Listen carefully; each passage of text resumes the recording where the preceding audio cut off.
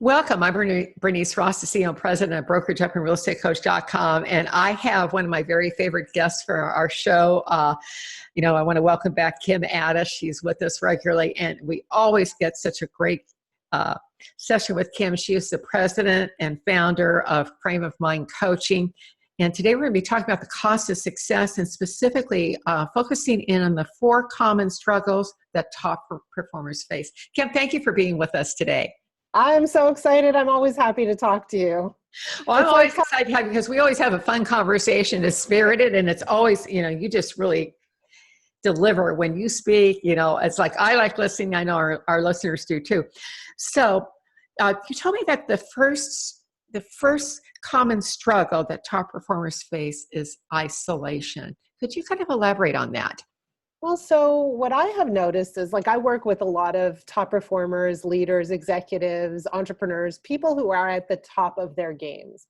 And what I see is that they tend to go it alone, right? They tend to carry the burden of responsibility, of success on their shoulders by themselves. And they often feel like people around them just don't understand them, that they are not in it with them, and they kind of carry the weight of the world on their shoulders by themselves. So they often feel this sense of isolation, this sense of separation from others.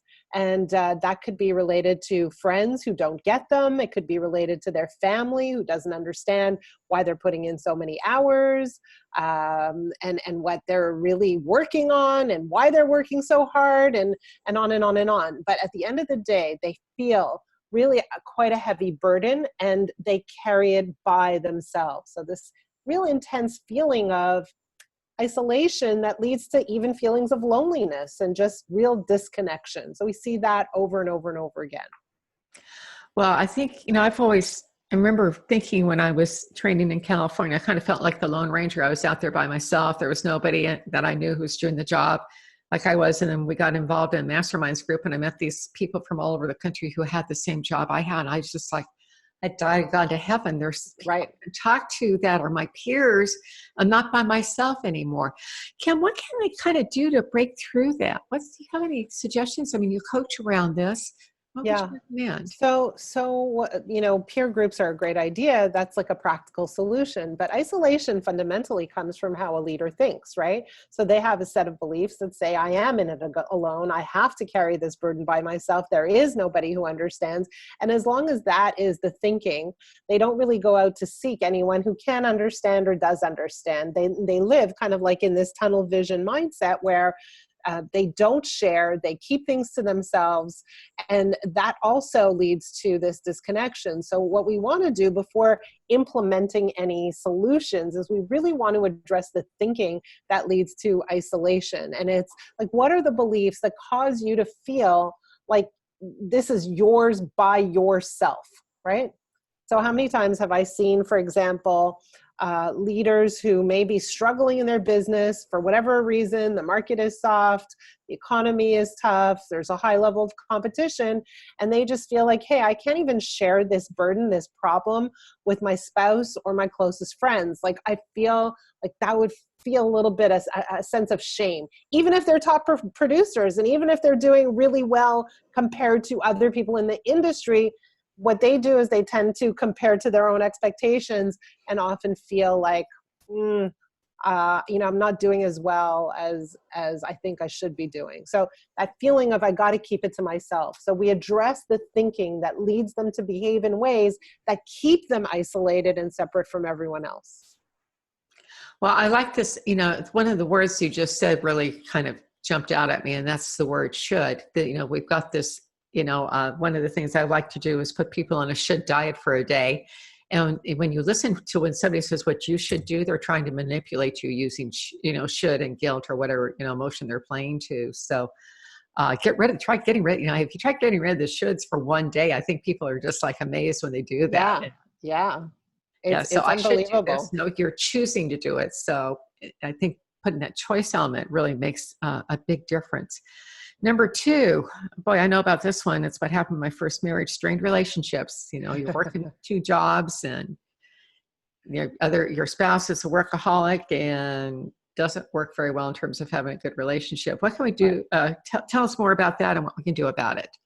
So yeah, like a lot of, again, this, they all kind of like connect together and one leads to another and they're all sort of related to one another, is that when a top performer or a leader lives a life where they kind of seclude themselves or create isolation, they often do that with people who are very close with them, right? They just remove themselves from things.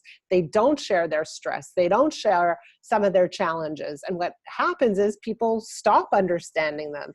People don't understand where they're coming from and what they're grappling with. And so what happens is it causes a rift, or it causes a cold front that tends to escalate, because we have these really driven top producers that think the only way to deal with this is to work more, work harder, and work longer hours. That's the way to deal with my situation. And so it's not to go and talk and chatter about it all day long. They're not necessarily complainers, they're doers. But in so doing, they turn themselves away from others, right? So not only do they feel isolated, and that's the feeling they have on their own, but they create that feeling within relationships. So it's not uncommon to see strain in marriages like you expressed in your first marriage. It's not uncommon for individuals who are highly driven to step away from their closest friends and kind of insulate from all of that. And so what ends up happening is this strain that exists. Or it's not uncommon for these highly driven individuals to engage in conversation and be short-tempered or impatient because other people just don't get them. And so they create strain in the relationship as well. So we see that all the time. Well, I tell you what, that's a big problem, especially for people that are working long hours and they're not taking that time off, and what you need to kind of group, and then having someone to talk to. And if you're if you're in a relationship, you've got a partner or spouse, But what we also see is, like, if you have a top producer, they often work in teams. And sometimes their team members aren't working how they feel they need to be working, right? So there's that strain. So, they could be in a situation where there's someone on their team who isn't pulling their weight according to them. And so how do they deal with it? They either shut down and pull away, or they lash out, right? And in both cases, it's not necessarily the best way of dealing with that feeling of stress or strain in the relationship. So we see that often, that leaders don't necessarily know how to express what they're looking for, and instead look at what's going wrong. And that causes the strain as well within relationships, personally and professionally. Well, let's go on to number 3, which is chronic dissatisfaction. So top performers tend to have very, very high expectations of themselves. And no matter what they achieve, they still feel like they're behind the 8 ball. They still feel like they're behind. And they still feel like they should be, there's that should again, achieving a whole lot more than they are. Their revenue should be higher. Their number of closed transactions should be higher. And they're never quite where they want to be or believe that they should be at this point. So they always feel like they could be doing better. And while other people think that they're doing great, inside of them, there's this feeling like, if you only really knew, right? Like if you only knew, my real value or my real performance, I'm kind of putting on a bit of a brave front. And the truth is, inside, I'm really quite disappointed with myself, and I feel like I'm not performing or living up to my potential. And that exists on a day-to-day, week-to-week basis, this feeling of I could be doing more, I should be doing more, I'm fooling people, I look like I'm doing well, but the truth is that inside I'm beating myself up. Kim, I remember reading a study a number of years ago that talked about, I don't know if they were talking about half of the Fortune 100 or Fortune 500 CEOs, but they said approximately half of them felt like they were faking it. And, Yes. You don't run those big companies and get paid the kind of bucks that they get paid if their value isn't there. But still, that mindset that you're describing is so common, upper echelons of business down to individual agents. It's a bit tricky, right? Kind of work past that. I mean, are there some ways that I can get past my chronic dissatisfaction? I mean, for me, being Well, grateful for what you have is one of them, but do you have anything else?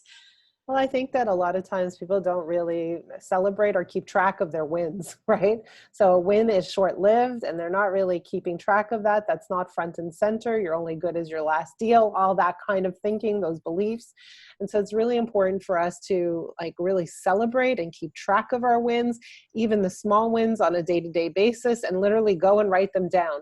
So one of the things we do with our clients is we ask them to journal. And so, a very, very powerful um, journaling activity is to start to list all the things that are working in your life, all the progress you are making. Because what we tend to do is we tend to look for evidence to support our beliefs. And if we feel like we're not achieving, if we feel like we're not as far ahead as we should be, then what we do is we look around and we say, you see that deal didn't go through, or you see that client isn't calling me back. And what we're doing is we're collecting evidence to support the belief that we're not making progress. Well, if that's what we do, then what we want to encourage people to do is start to collect the evidence to support the belief that you are in fact making progress. And with all the progress you're making, you're getting closer and closer and closer, and you're getting more and more wins. So, yeah. The one of the things that kind of comes to mind as you were talking, when people make the to-do list, and maybe they have 15 items on it, and they beat themselves up because they didn't get the last 3 done. Yeah. And instead of acknowledging that they accomplished 12. And one of the things, you knew my friend Marilyn, that she kind of made me focus on, she says, no, you've got 3 main projects, but then, translating that, what are the 3 things I must do today for my business for it to grow? And what are the 3 things I must do personally to have a good, happy personal life? And Yeah. you accomplish those 6 things every day, and everything else is gravy on top of that. But it's keeping your focus on what matters most. And I think we get drawn off by the unimportant and sometimes the urgent, I need to respond to some video that somebody sent me. No, I don't. Right. Yeah. People get trapped in believing they need to do a whole bunch of things that really aren't that important. But back to your friend Marilyn, one of the things that I encourage my clients to do is, like, we have a very false sense of what is our priority. A lot of people think that their priority is to make the sale or to close a transaction or to do the stuff we need to do, the doing part. And I always say, yes, that's important, but it's not the priority. The priority is to take care of the way you feel, your mental state, your emotional state. When you take care of your emotional state, and that is the priority all day, every day, when that's the priority, then the other things happen with greater ease. Otherwise, it's like walking or fighting, climbing an uphill battle every single day. But when you are taking care of your emotional state, it's not an uphill battle. So those sales, those transactions happen with greater ease and fluidity. And that's what we're after. And it's strange because you think, well, what's the relationship exactly between my mental state and my outcomes? There's a 100% relationship between my mental state and my outcomes, because I can handle adversity with greater ease, and I can see and take advantage of opportunity with greater ease. When I'm shut down, I can't do either. So that is the priority every single day. The rest is gravy. Well, I couldn't agree with you more about that. This whole notion of being focused on what you're accomplishing and then getting the mental state to support it. So when you focus on what's missing instead of what you've accomplished, that mental state, you're so spot on, Kim. Just spot on. It's debilitating. That's what happens when you're focused on what's missing. You get trapped, and it's hard to climb out of that hole. Yeah, when you focus on what's missing, that's what shows up. And when you focus on what you have and then add the gratitude piece, that's huge. Now, I want to go to number 4. You've coined a word called slippage. What is slippage other than like what I did in the bathtub when I fell? Yeah. So slippage is letting important things slip through the cracks, right? Good word, right? Yeah, So letting important things slip through the cracks. Yes. That makes my little, get nervous, get scared kind of feeling come up. Why? Wait, hold on a second. Why is that your reaction? It's not in many cases because I don't get upset about stuff. But the idea of letting go is something that I believe that's one of my top 3 things. Right. That one, no, that other things I'll let go, but those three things are my focus. So if I miss something on that, then I do get into this kind of mindset where, Yeah. I've got to get a hold of this and get this dealt Yeah. with. So what are important things? Things like health, things Yes. like Top the list. relationships, things like rest, things like nutrition, things like Yes. fun, relaxation, reading a book, going out with a friend, going to see a movie, like doing the things that enrich your life. And what we do is we tend to put them on the back burner. They're not that important. There are other more important things that we think we need to do. We end up not taking care of ourselves. We eat poorly, we drink a lot, we don't get enough sleep. And what happens is that erodes our emotional well-being, that ends up also chipping away at our resilience. And it's our resilience that we need to keep in a strong state to handle whatever comes our way. Again, both opportunities and challenges. So when we allow slippage to interfere, when we allow ourselves to let important things slip through the cracks, what happens is we get weaker. And so all of this, everything we're talking about is really, how do we help leaders, top performers, build a muscle of emotional resilience? How do we help them think in ways that allow them to slay their role, their job, their position, their transactions? And it's really, this combination of how you think and how you feel. So when you talk about the notion of slippage, then you're saying what we're doing is we're letting important things slip through the cracks, like our health, and where our focus is elsewhere. Yes. Because I thought you were saying that the slippage, I'm actually going to deliberately let something go that, like my health. I knew you weren't saying that. No. But maybe I was going to, and what we do, of course, as realtors, I can't tell you how many times I missed a family or a fun thing that, because I was out with some clients on a holiday and, Right. Working late. And Right. I don't remember the names of those people, but I remember those times where I didn't do. Exactly. And So, that's and we those see that memories all the time. And really, if we look at what's underneath this whole concept called slippage, this idea, well, I have to show up for my client, or I have to be at this corporate event, or I have to take the time to write this proposal, or whatever. This can't wait. Time is of the essence.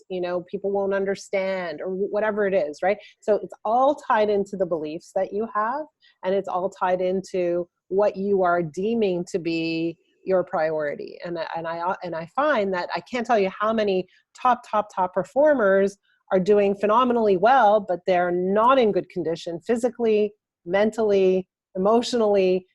They may be short-tempered, they may be overweight, they may be exhausted, but they're top performers. Yeah, when you're giving up your health and the relationships that matter in your life, that's really just not a good decision. So, Right. Kim, kind of one final takeaway to wrap up today?